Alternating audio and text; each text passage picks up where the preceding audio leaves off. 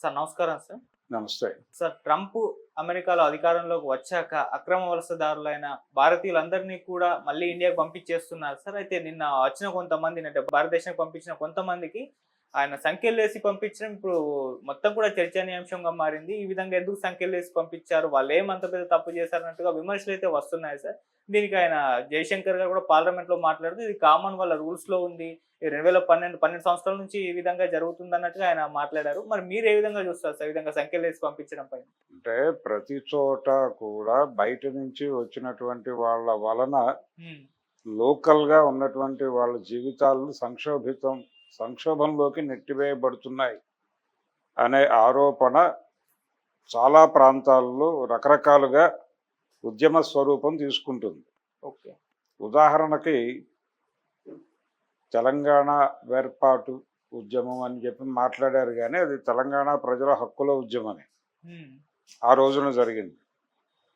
అంటే ఇక్కడికి రావాల్సినటువంటి ఇక్కడ ప్రజలకు కావలసినటువంటివి అందటం లేదు, ఇక్కడ ప్రెజర్ ఎక్కువైపోయింది అనేటువంటిది ప్రధానమైనటువంటి గొడవ ఆ రోజున.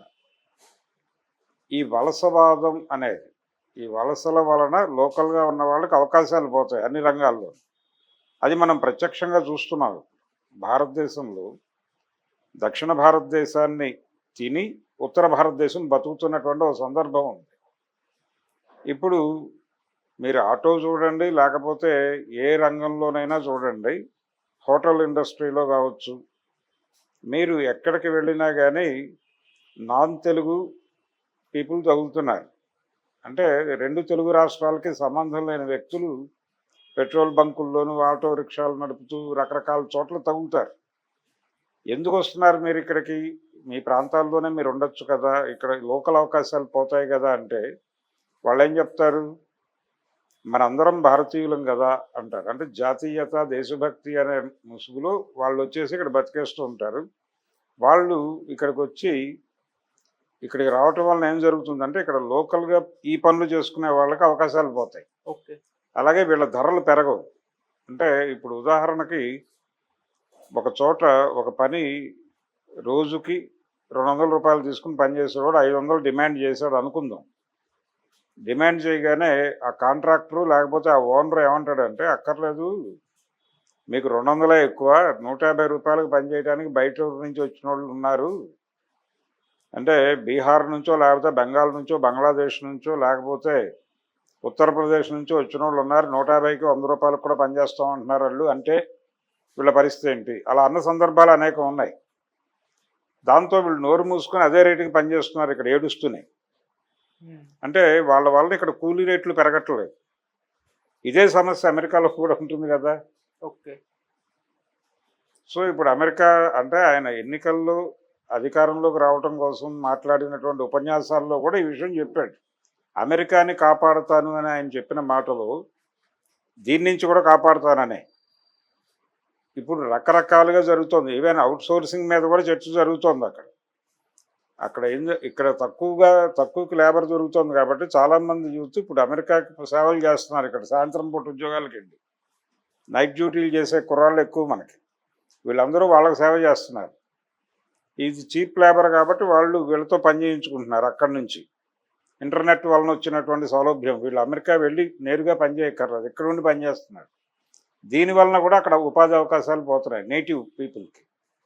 ఆ నేటివ్ పీపుల్ ఉద్యోగాలని కాపాడాలంటే వీటన్నిటిని కట్ చేయాలి. వీటన్నిటిని కట్ చేస్తానని చెప్పాడు ఎలక్షన్లో. ఆ ప్రామిస్ మేరకే చేస్తున్నాడు ఇదంతా. ఇది ఎక్కడైనా జరగాలి. ఇప్పుడు మనం ఇక్కడ భరించినంతకాలం భరిస్తున్నాం. రేపు పొద్దున వచ్చే ఇటువంటి డిమాండ్ ఇక్కడ ఉన్నటువంటి పార్టీలు చేయకుండా ఉండడానికే ఏది ఇప్పుడు అమెరికా నుంచి వాళ్ళు బేడీలేసి పంపించేసినట్టే దక్షిణ భారతదేశం నుంచి ఉత్తర భారతదేశం వాళ్ళని బేడీలేసి పంపిస్తే ఏంటి పరిస్థితి? ఆ పరిస్థితి రాకుండా ఉండడానికి దక్షిణ భారతదేశాన్ని పొలిటికల్గా తన కంట్రోల్లో తీసుకోవాలని భారతీయ జనతా పార్టీ ప్రయత్నం చేస్తోంది. అంటే ఏం సమాధానం చెప్తారు వాళ్ళు? ఇదే జరుగుతోంది అమెరికాలో కూడా. కొత్త విషయం ఏం కాదు. మనుషులు ఎక్కడైనా సరే వాళ్ళు ఉన్నటువంటి ఏరియాలో వాళ్ళకు ఉండేటువంటి ఉపాధి అవకాశాలు బయట వాళ్ళ నుంచి వచ్చిన వాళ్ళు పెరిగితే పోతాయి. అంటే ఉపాధి అవకాశాల్లో ఒక ప్రెజర్ ఏర్పడుతుంది. దాంతోపాటు రేట్లు పెరగవు, జీతాలు పెరగవు, వేతనాలు జరగవు, కానీ సరుకులు ధరలు తగ్గవు. వాటిని మీట్ అవ్వాలంటే వీళ్ళకి ఆదాయాలు పెరగవు. అప్పుడు ఆత్మహత్యలు జరుగుతాయి, లేకపోతే హత్యలు జరుగుతాయి. తొలి దశలో ఆత్మహత్యలుగా కనిపిస్తాయి, తర్వాత దశలో హత్యలుగా మారతాయి. అది జరుగుతోంది ఆల్రెడీ అక్కడ. అమెరికా నుంచి ఫలానా ఇండియన్ కాల్ చేశారు, లేకపోతే మరొకరిని కాల్ చేశారనే వార్తలు చూస్తున్నాంగా మనం. ఎందుకు వస్తున్నాయి ఆ వార్తలు అంటే వాళ్ళకి ఎక్కడో కడుపు మంట ఉంటుంది. వీళ్ళు వచ్చి ఇక్కడ రెస్టారెంట్లు పెట్టేస్తారు, వీళ్ళు వచ్చి ఇక్కడ వ్యాపారాలు చేసేస్తారు, వీళ్ళు వచ్చి ఇక్కడ ఉద్యోగాలు చేసేస్తారు, మా బతుకులు ఏంటి అనే క్వశ్చన్ నేటివ్ పీపుల్లో రైజ్ అయినప్పుడు వాళ్ళు ఎక్కడో చోట రియాక్ట్ అవుతారు కదా ఏదో పద్ధతిలో. ఆ నిజానికి అమెరికాకి ఆ హక్కు లేదు అనే ఆర్గ్యుమెంట్ ఒకటి ఉంది. ఎందుకంటే అది ఇట్ సెల్ఫ్ ఏ కాలనీ. ఎందుకు ఇట్ సెల్ఫ్ ఏ కాలనీ అంటున్నామంటే అసలు అక్కడ నేటివ్ పీపుల్ని ఎప్పుడో చంపేశారు. రెడ్ ఇండియన్స్ అనేటువంటి నేటివ్ పీపుల్ని ఎప్పుడో చంపేసి ఇంగ్లీష్ కాలనీగా ఏర్పడింది అది. ఆ ఇంగ్లీష్ కాలనీయే తర్వాత వాషింగ్టన్ టైంలో వాళ్ళు స్వతంత్ర పోరాటం చేసి విజయవంతంగా ఇంగ్లాండ్ నుంచి డిటాచ్ అయ్యి స్వతంత్ర దేశంగా ప్రకటించుకున్నారు. ప్రకటించుకున్న సందర్భంగా దాన్ని కాలనీగా డెవలప్ చేయటమే వ్యూహంగా మార్చాడు ఆయన వాషింగ్టన్. మార్చి వాళ్ళ మొదటి కాన్స్టిట్యూషన్లోనే అది ఉంది, ఇది కాలనీగానే వర్ధిల్లుతుంది. అందుకనే అమెరికా సంయుక్త రాష్ట్రాలు అన్నారు. అంటే ఇట్ సెల్ఫ్ అది ఒక రకమైనటువంటి మా దగ్గర డెమోక్రసీ ఉంటుంది అని చెప్పి ప్రజాస్వామ్యానికి మేమే పట్టుకొమ్మలం అన్న పద్ధతిలో మాట్లాడటం మొదలుపెట్టారు. కానీ బానిసత్వం కొనసాగింది చాలా కాలం అక్కడ. అబ్రహాం లింకన్ వచ్చేదాకా నీగ్రోల్ని బానిసలుగా ఇళ్లలో చాకరీ చేయించుకోవటం అనే దాని మీద అనేక నవలలు ఉన్నాయి. ఇంత దారుణమైనటువంటి అమెరికాలో వాళ్ళు క్రైసిస్ మొదలైన తర్వాత అంటే ప్రపంచంలో ఎక్కడికైనా సరుకులు పంపేసి అక్కడ ప్రతి దేశంతోనూ వాళ్ళు వ్యాపారానికి సంబంధించినటువంటి లావాదేవీలు నెరుపుతూ ప్రతి దేశాన్ని దోచుకుంటున్నారు అని ఎలాగైతే వాళ్ళ మీద ఆరోపణలు ఉన్నాయో, ఇప్పుడు వాళ్ళు గల్ఫ్ ఏరియాలో వాళ్ళు క్రియేట్ చేసేటువంటి పొలిటికల్ యుద్ధాలు, రాజకీయ యుద్ధాలన్నీ ఇప్పుడు గల్ఫ్లో జరుగుతున్న పొలిటికల్ వార్స్ అన్నీ కూడా వాళ్ళ క్రియేషనే. ఎందుకు క్రియేట్ చేస్తున్నారు ఈ గోలంతా అంటే అక్కడ చమురు నిల్వల మీద ఆధిపత్యం కోసం. ఈ చమురు నిల్వల మీద ఆధిపత్యం వీళ్ళకి చెక్ పెట్టడానికి చైనా మొన్న శాంక్షన్స్ విధించింది. చైనా మీద వాళ్ళు శాంక్షన్స్ విధించారు. కానీ ఇది కుదిరే పని కాదు. ఎందుకంటే రోజువారీ యాక్టివిటీ ఉంటుంది వాళ్ళతో. అంటే వీళ్ళ స్పేర్ పార్ట్స్ అని వాళ్ళు తయారు చేయాలి. ఈవెన్ యాపిల్ ఫోన్లో పార్ట్స్ కూడా వాళ్ళు తయారు చేసుకోవాల్సిన పరిస్థితి. కాబట్టి ఈ ట్రేడ్ వార్ ఒకటి నడుస్తుంది అమెరికాలో.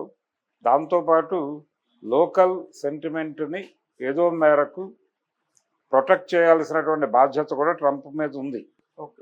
అందులో భాగంగానే వారు అక్రమ చొరబాటుదారుల వరకు పంపించేస్తామని చెప్తున్నారు. ఈ అక్రమ చొరబాటుదారుల్ని ఇలా పంపించడం ద్వారా అక్కడ ప్రజల మనసులు గెలుచుకోవాలనేది ఆయన ప్రోగ్రాం. పబ్లిసిటీ స్టంట్, అంతకుమించి ఏమీ లేదు.